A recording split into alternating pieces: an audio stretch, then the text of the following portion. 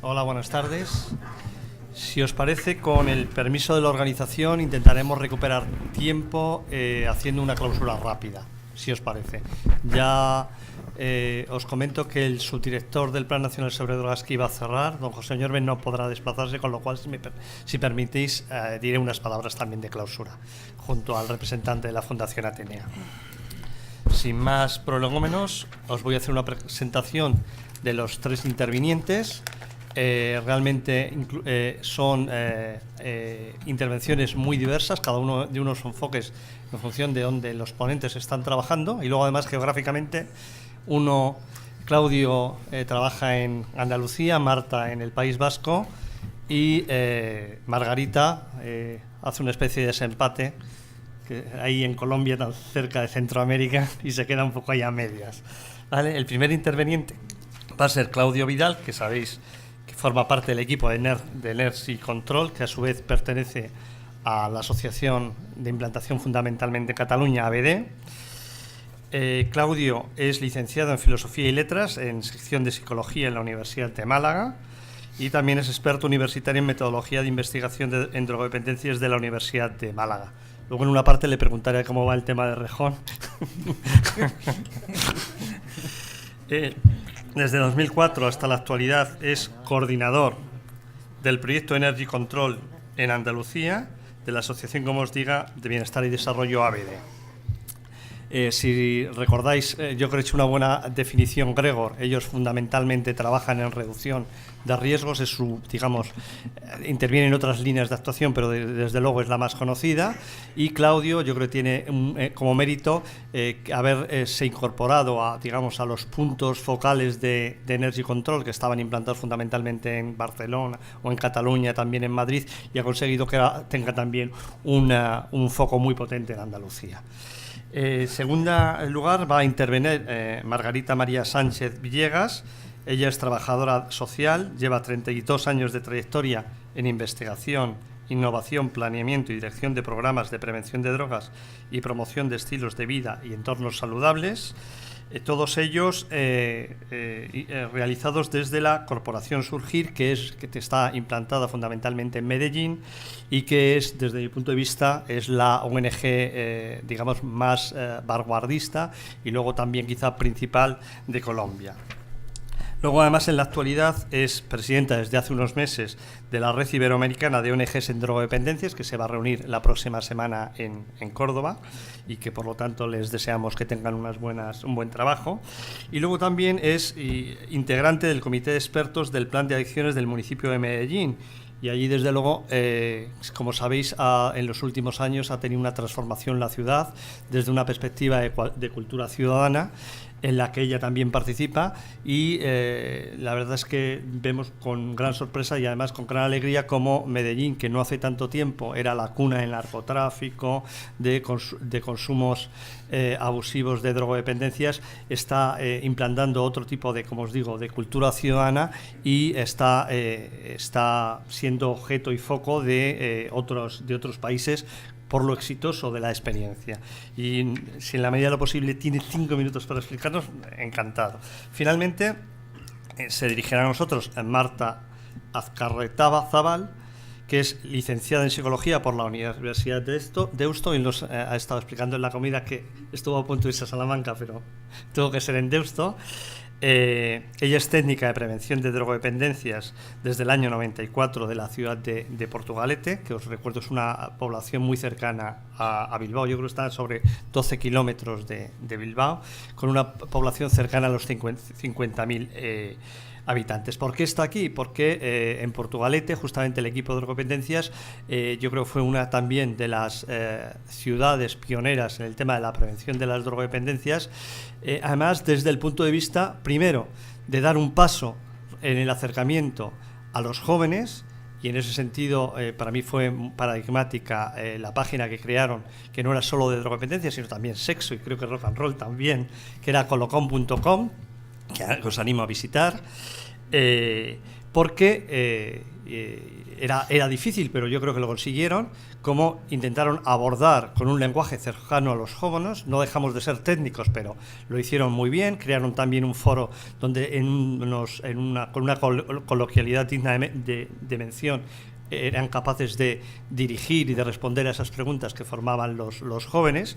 Y luego finalmente también son pioneros justamente en lo que acabamos de hacer. Llevan ya por lo menos yo creo que 7, 8 años dando voz a los jóvenes, con lo cual también, de hecho, por ejemplo, en 2013 celebraron un primer encuentro de menores y alcohol, y yo creo que llevan, como os digo, 7, 8 años.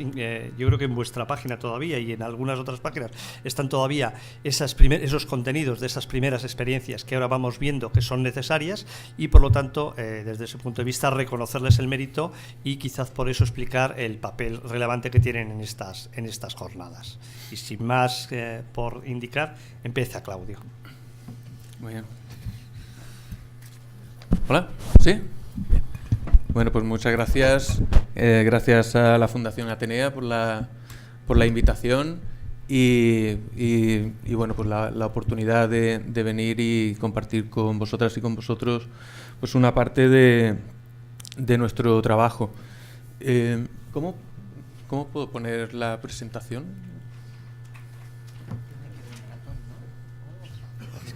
Vale.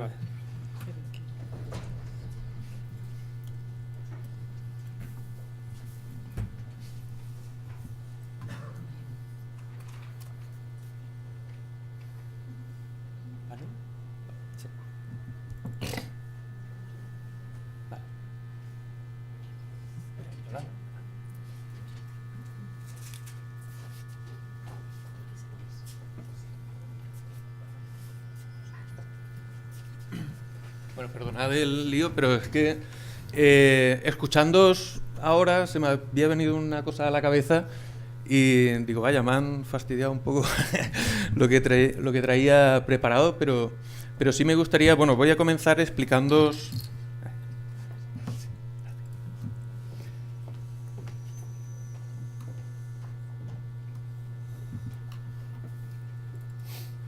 Bueno, ahora lo... Bueno, mirad, yo trabajo en un proyecto, se llama Energy Control, de la Asociación Bienestar y Desarrollo, y este proyecto, voy a poner...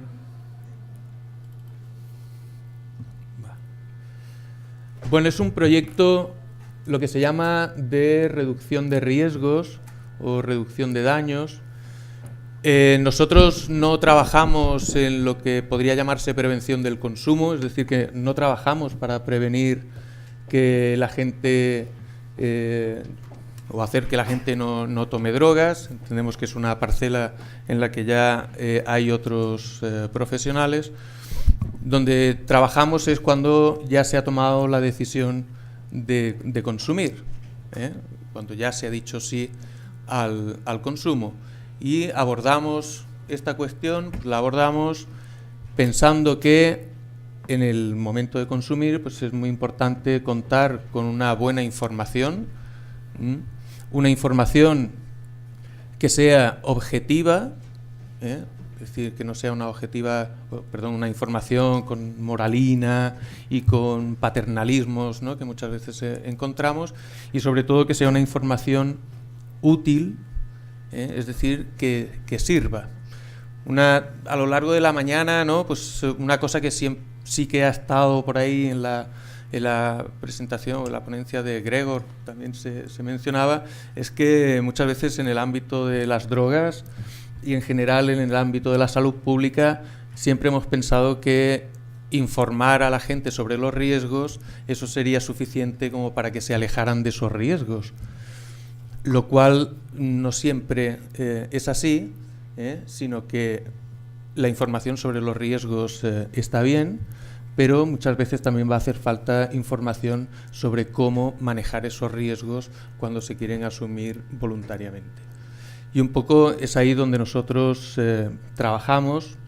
Nos hemos ido especializando, nos hemos especializado principalmente en el trabajo en contextos que tienen que ver con la música electrónica, Y trabajamos más en estos contextos porque también son contextos donde se producen consumos de drogas que son superiores a los que se pueden encontrar en otros contextos, pero sí que tienen como elemento en común el consumo de alcohol.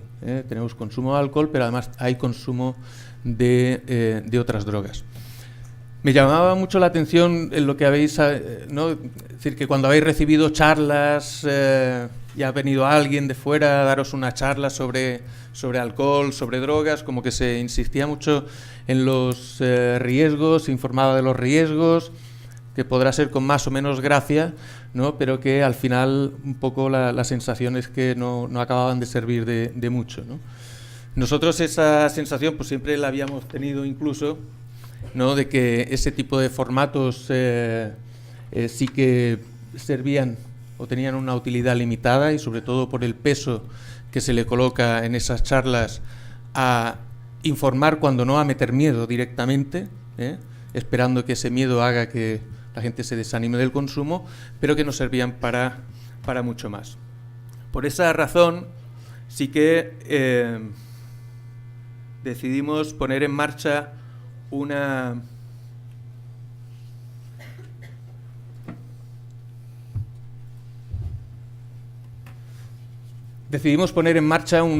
especie de taller dirigido fundamentalmente a alumnos y alumnas de escuelas taller, porque también en Andalucía no es posible entrar a medio educativo, pues a secundaria y demás, pues hay un decreto que impide la entrada de personal externo, pero sí trabajábamos con escuelas taller. Lo que hacíamos básicamente era preguntarles no por qué bebéis, ¿no? Porque eso es una pregunta un poco así, sino ¿qué os gusta de beber? ¿Qué os gusta de beber? Porque no nos vamos a engañar, es decir, el consumo de alcohol está ahí y el consumo de alcohol está asociado a una serie de elementos positivos que si no los tuviera, es decir, nadie bebería. Entonces les preguntamos por qué o qué os gusta de beber, y les pedíamos que pusieran en un post-it verde, que pusieran los efectos positivos que encuentran cuando beben, y que además los pusieran en la línea abajo. Tenemos 1, 2, 3, 4, 5, sería el número de consumiciones necesarias para conseguir esos efectos, ¿vale?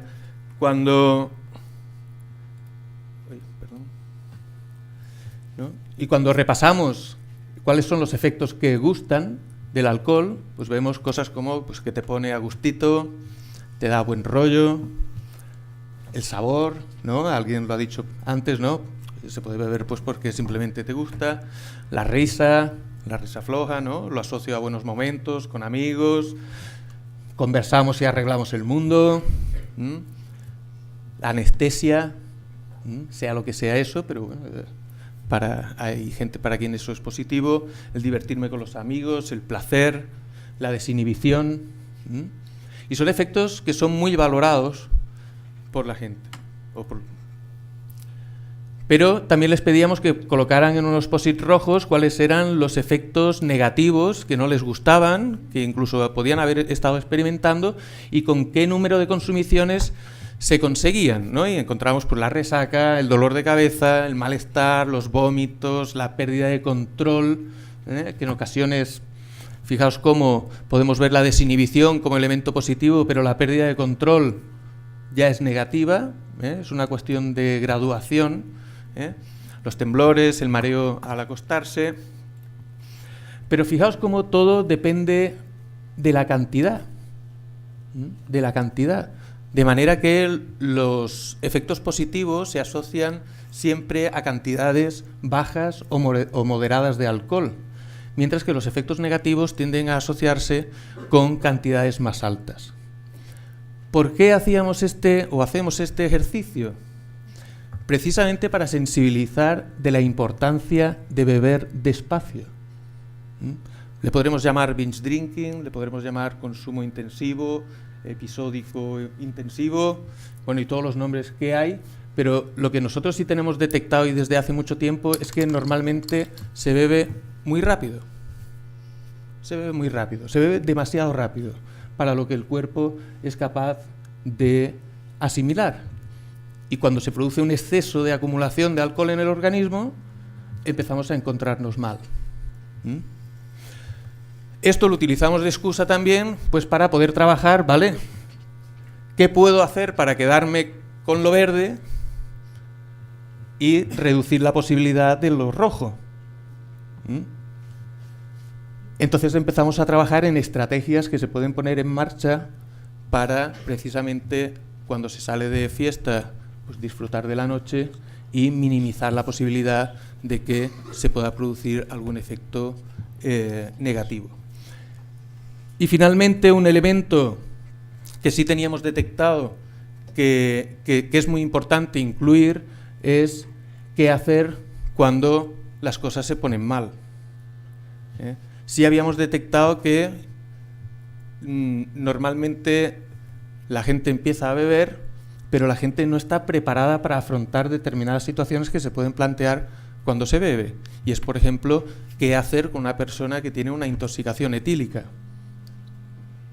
Cuando empezamos a preguntar qué hay que hacer cuando se haga cuando haya una intoxicación etílica, escuchamos auténticas barbaridades. Meter a la persona en una ducha de agua fría, pegarle hostias, pegarle hostias, no sé qué, bueno, muchas burradas. Pero en realidad nadie tenía una serie de indicaciones claras sobre cómo actuar en ese momento.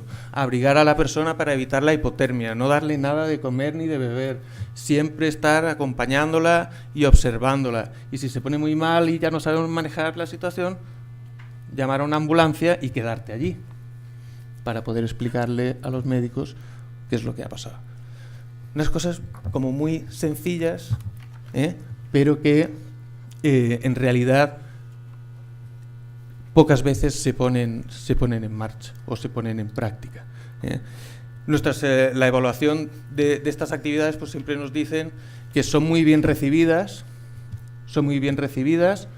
tanto para gente que bebe como para gente que no bebe, y especialmente la gente que no bebe porque es información que le puede servir en un momento dado pues para sus colegas que sí beben, ¿vale? Y en general las evaluaciones que sí hemos hecho pues sí que nos hacen ver que planteando la cuestión de esta manera sí que conseguimos pues que la gente tenga intención de corregir determinados aspectos del consumo. Por ejemplo, más allá de que se beba o no se beba, a nosotros lo que más nos interesa es que no se beba rápido o que no se beba de una manera muy heavy, es decir, que no se beba mucho. Nos interesa que no se coja el coche cuando se bebe o que no se coja la moto. Nos interesa que no se vaya de pasajero cuando se sale de fiesta y uno se monta en un coche que conduce a alguien que ha bebido. Nos interesa que la gente aprenda a manejar una intoxicación etílica, más que trabajar por evitar un consumo, y especialmente cuando ya el consumo ya se ha iniciado y ya la marcha atrás es bastante difícil de que se produzca. Otras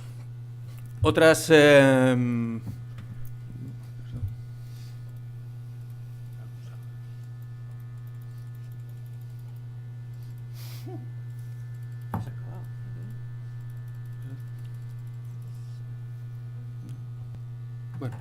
Gracias. Bueno, solo ya dos cosillas.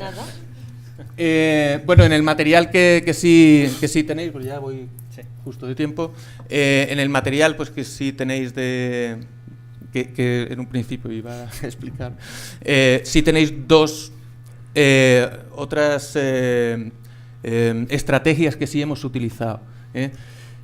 Una de ellas es un servicio de pruebas gratuitas de alcoholemia para espacios de ocio, que funcionan como pequeñas intervenciones breves con una entrevista y un feedback individualizado a la persona, y que sobre todo están pensadas sobre todo vienen de la detección del hecho de que incluso, aunque llevemos años diciendo aquello de que si bebes no conduzcas, es un mensaje que a determinados sectores no ha llegado y es desoído directamente y especialmente entre gente que sale de fiesta.